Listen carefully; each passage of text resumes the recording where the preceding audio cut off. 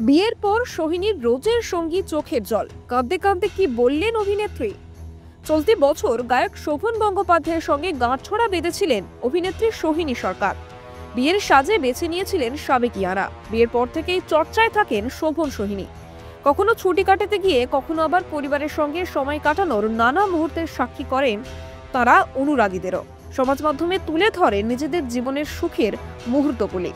কিন্তু এখনো কটাক্ষ তাদের পিছু ছাড়ে না। দুজনের প্রাক্তন প্রেম নিয়ে আজও কথা ওঠে নেট পাড়ায়।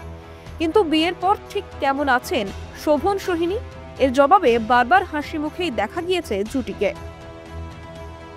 কিন্তু সোহিনীর একটি ভিডিও এই মুহূর্তে কৌতূহল বাড়িয়েছে নেটিজেনদের মধ্যে। হঠাৎই চোখের জলে সমাজ মাধ্যমে কি জানালেন অভিনেত্রী। সোহিনী ভাগ করে নেওয়া এই ভিডিওতে দেখা যাচ্ছে দু চোখ দিয়ে জল গড়িয়ে পড়ছে তার। কাঁদতে কাঁদতে এক প্রকার নাজেহাল অবস্থা। তাকে বলতে শোনা যায়, মনে হচ্ছে চোখের জল নয় কল, জল পড়েই যাচ্ছে। আসলে পেঁয়াজ কাটছেন সোহিনী, তাই পেঁয়াজের ঝাঁঝে এই অবস্থা তার। ভিডিওর ক্যাপশনে তিনি লেখেন রোজের সঙ্গে।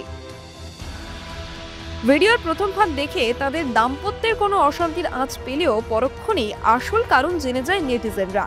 অনেকেই সোহিনীকে ভিডিওর মন্তব্যে পেঁয়াজ কাটার কৌশল শিখিয়ে দেন, যার ফলে আর চোখে জ্বালা করবে না। অনেকেই আবার পুরো বিষয়টি মজার ছলে নিয়ে শোভনকে পেঁয়াজ কাটতে সাহায্য করতেও বলেছেন।